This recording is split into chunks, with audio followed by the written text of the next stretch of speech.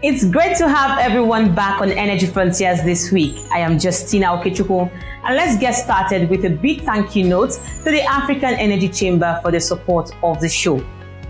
Now, these are some of the most important energy news we tracked for you in Africa and around the world. The Joint Ministerial Monitoring Committee of the Organization of the Petroleum Exporting Countries met this week to review the market and members' implementation of output cuts that were previously agreed. At the end of the meeting, the committee said participating countries with outstanding overproduced volumes for the months of January, February, and March 2024 will submit their detailed compensation plans to the OPEC Secretariat by 30th of this month, while market conditions will continue to be closely assessed. The next JMMC meeting has been scheduled for the 1st of June 2024. The Nigerian Midstream and Downstream Petroleum Regulatory Authority has announced a decision to establish the year 2024 domestic base price of natural gas as $2.42 per MMBTU, after taking into consideration the provisions in the Petroleum Industry Act, as well as the gazetted gas pricing and domestic demand regulations of the Nigerian gas markets. In the Western Sahara of Mauritania, the Ministry of Petroleum, Mines and Energy has signed a contract with Taka Arabia Group of companies towards the exploitation of gas reserves in the Banda and Tevet fields located in the Mauritania coastal basin. Total investment of the project amounts to over $1 billion and covers the areas of gas extraction, transmission, and distribution. A London-listed oil and gas company known as Cosell has provided an update on the testing of its 3014 onshore block located in Angola. According to the London-based resource developer, the company is working on solutions to extract oil from the most promising areas and are conducting further exploration activities across their holdings in Angola. Egyptian Natural Gas Holding Company, or EGAS, says the state-owned firm is planning to invest nearly $2.26 billion in the 2024 to 2025 fiscal year. The plan is expected to add around 1.5 billion cubic feet of gas per day and nearly 21,300 barrels per day of condensates.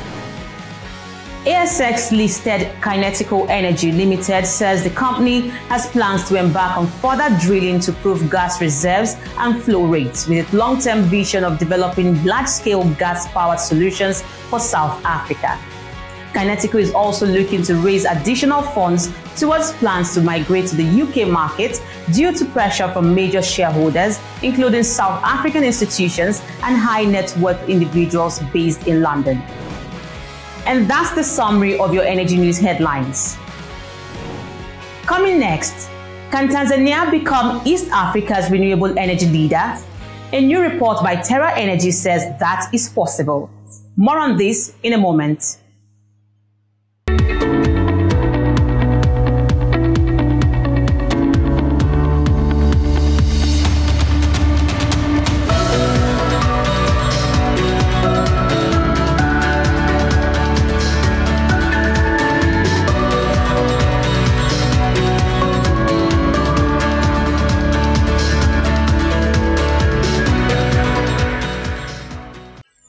Welcome back.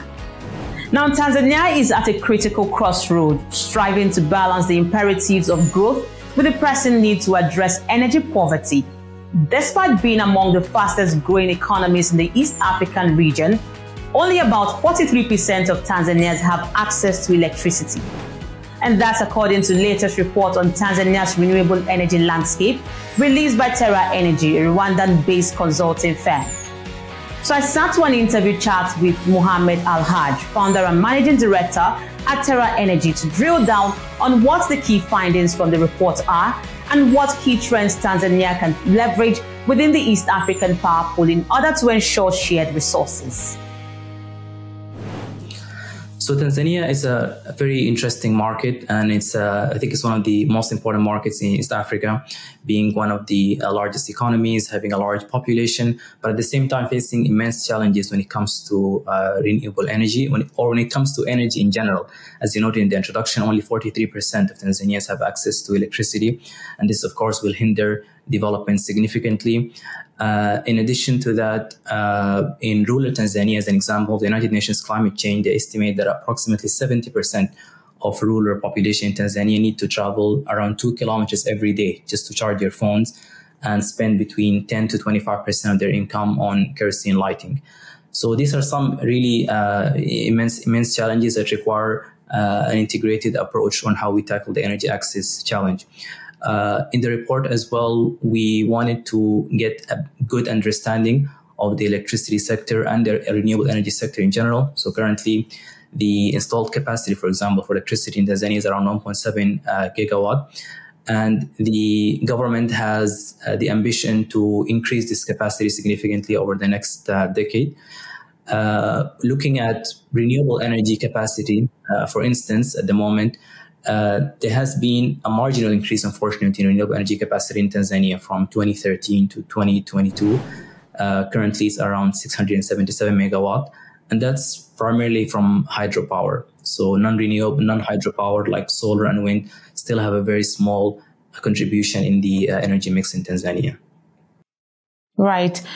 So what specific aspects make Tanzania an attractive market? I noticed that you pointed out a few things about Tanzania being an attractive market for renewable energy investors. So can you point out these aspects for me? Yes, Justina. Now there are a number of factors really. And so Tanzania in general is an emerging market, absolutely.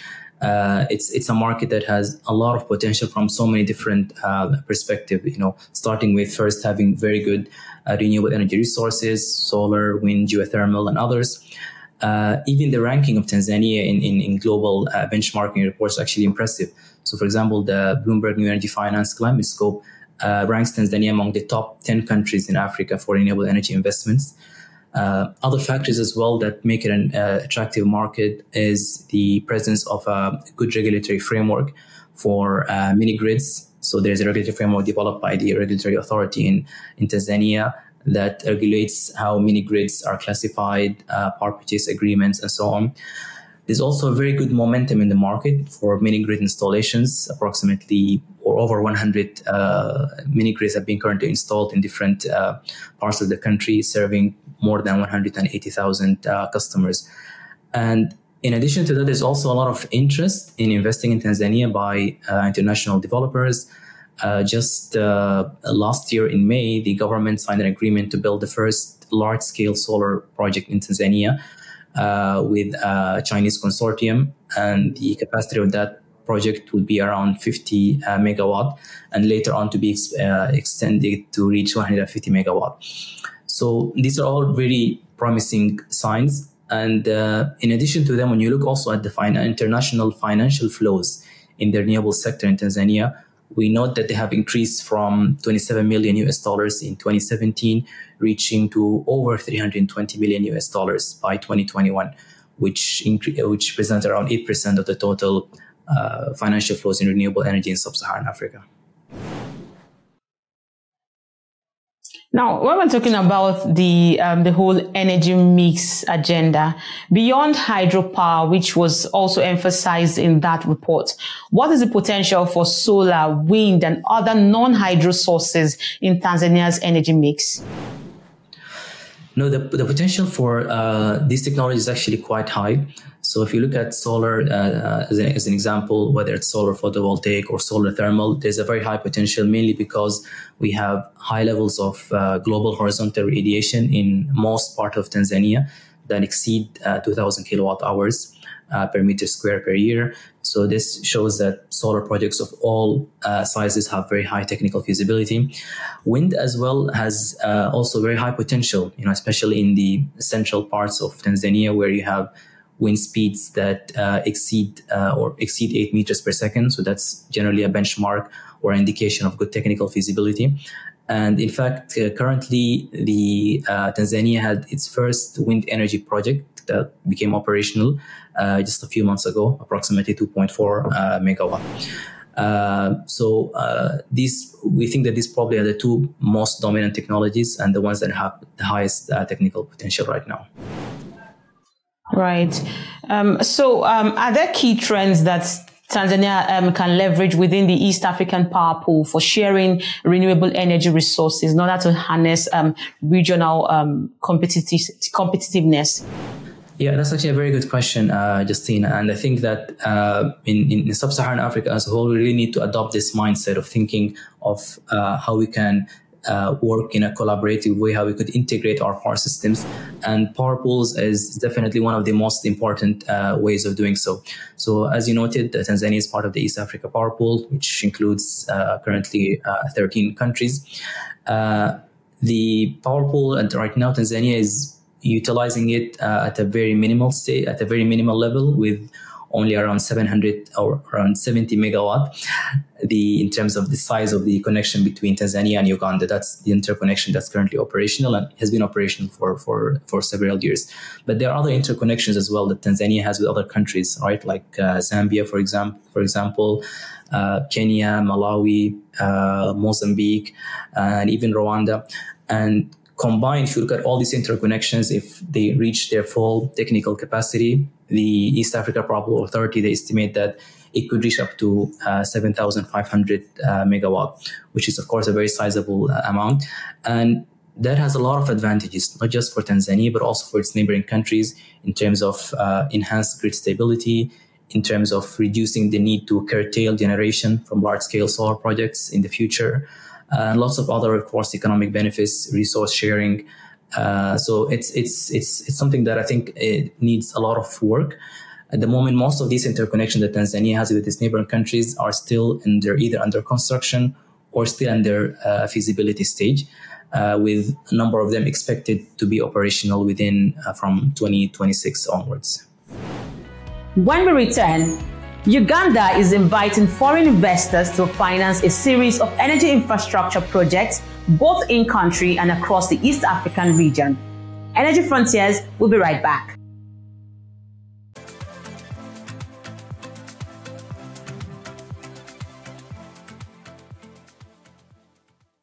We are done dreaming of an industrialized Africa. No more enduring long journeys in darkness. No more imagining life without constant power. We are done. We are done. Done tolerating 24 hours without power, load shedding, blackouts, and power cuts. Enough. Imagine a life where our abundant natural resources can't power a generation. We can't cope with that reality. 600 million Africans still lack access to power. We have the solution. It's time to turn imagination into action. African Energy Week 2024 is the platform to implement change, sign deals, and take decisive action. And implement. Join us. Invest in African energies. Energy growth through an enabling environment, and be part of the movement that brings hope to millions across the continent. It's not just about power. It's about empowering lives and giving African hope. Be there to witness the transformation. African Energy Week 2024, where imagination becomes reality. Secure your seat now. Don't miss out on African Energy Week 2024. Visit our website and buy your tickets today. Let's light up Africa and create a brighter future together. At the time you need to build that project. Sign, baby, sign. This is Energy Frontiers. Now, sticking with the East African region, the 2023 edition of the African Energy Week Summit showcased Uganda's energy sector for investment and partnership opportunities. With approximately 1.4 billion barrels of recoverable crude oil and gas reserves, Uganda is fast becoming a major player in Africa's energy market, to attracting investment from around the world and creating opportunities not just for the country, but for the entire continent. Here are excerpts from a panel discussion on Uganda at the AEW 2023 conference. And today, when our energy portfolio, and when you look at our energy mix, it is largely driven by hydropower. So we are boasting of a country where 87% of our electricity is from hydropower, but we still do have enormous potential for hydropower along the River Nile. And we'll discuss that when it comes to opportunities. But in addition to hydropower in our energy mix, we do have some thermal power, but it's largely security as a backup. And in there, we do have solar utility power, contributing to the remaining 13%, and a little bit of cogeneration from biogas as part of our energy transition planning. So to total installed capacity today, we are boasting of about 2,000 megawatts, but looking at our ambitious plan to industrialize, but also support the development of our critical minerals in a bid to support our e-mobility drive. We are looking to increase our generation capacity to 52,000 megawatts by 2040. And the question is, what will contribute to these 52,000 megawatts? So we see our energy mix transforming over the next 20 years. And by 2040, we should have some geothermal, because we do have geothermal potential of about 1,500 megawatts, which will contribute to that 52,000 megawatts. But in addition, we see nuclear power playing a key role in our energy mix for the long term. So we do have an active program to deploy about 24,000 megawatts of nuclear power by 2040.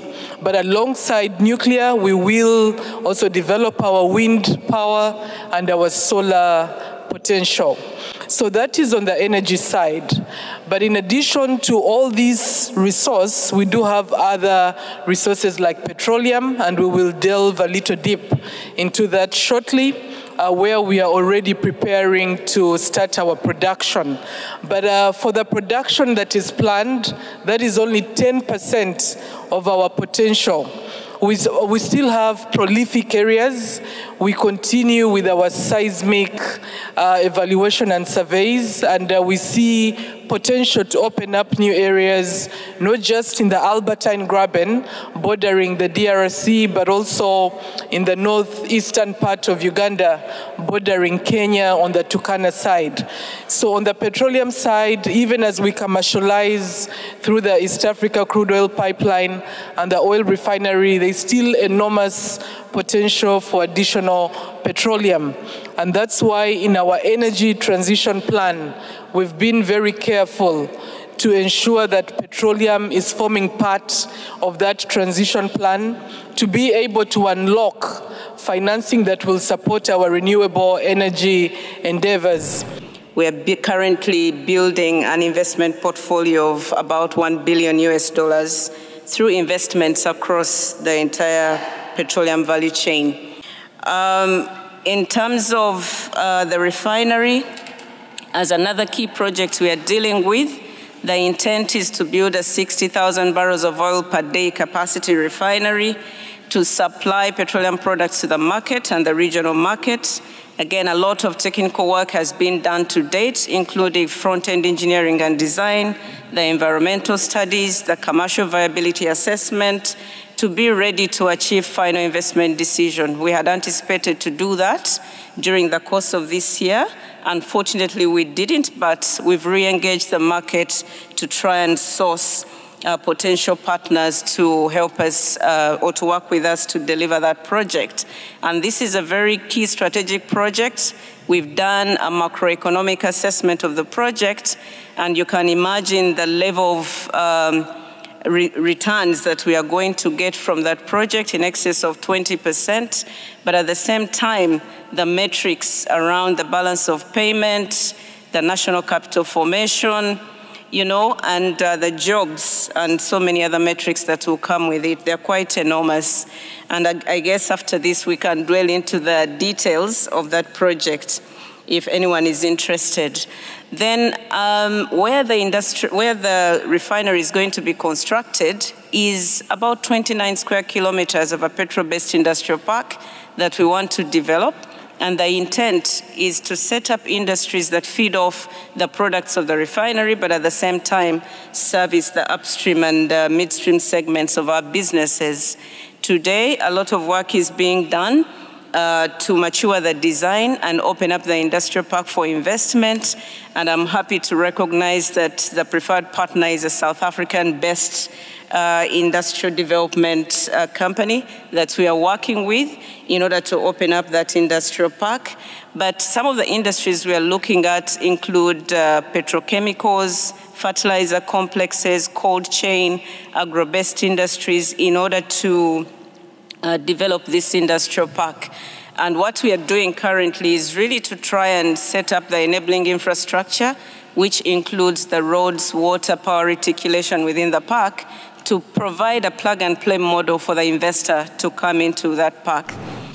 In respect to licensing, the laws require that we follow a production sharing regime, which creates a certain level of certainty. The new laws also require compliance to international standards on safety, environment, and social aspects. And they have clearly demarcated institutions like the Petroleum Authority of Uganda to regulate the upstream and midstream, and then the ministry to do the licensing. So if we hear out the Permanent Secretary talking about a new licensing regime or licensing the other 90%, that is the role of the ministry, and then the Uganda National Oil Company to take ahead the investment aspects. For the energy space, particularly in Uganda, is that in terms of regulation, in terms of policy, in terms of the opportunities, there's huge potential for any private player to come and play. The space is even, predictable tax regime, fantastic regulation and legal frameworks, but also the opportunity that because the country understands what it means to have energy as a form of security and a driver for development. They have put a lot of emphasis in making sure that they have skilled people, they have trained them. As you've heard here on the panel, the people who are speaking are quite intelligent and they understand the subject matter very well. So these opportunities can be harnessed. One, either by those who are willing to come and invest in the country, but also two, if they want their journey to be much quicker and simpler, it would be prudent for them to have Ugandan entities that can be able to help them navigate the environment and also understand the nuances of the space, so they do not take a lot of time in making sure that they stabilize. Namibia is currently in the spotlight of the African energy sector as the Southern African country is set to host the Namibian International Energy Conference on April 23 to 25 in Windhoek. This year's conference will gather key players from governments, businesses, and the global energy community to discuss the industry's growth and investment opportunities, including exciting developments in both oil discoveries and renewable energy sources. And finally on the show, the Secretary General of the African Petroleum Producers Organization, Omar Farouk Ibrahim, is scheduled to deliver a keynote address at the 2024 African Energy Week due in November 4 to 8 in Cape Town, South Africa. The APO chief will engage with investors, global players, and African nations to promote investment opportunities and discuss strategies for sustainable hydrocarbon development across the continent.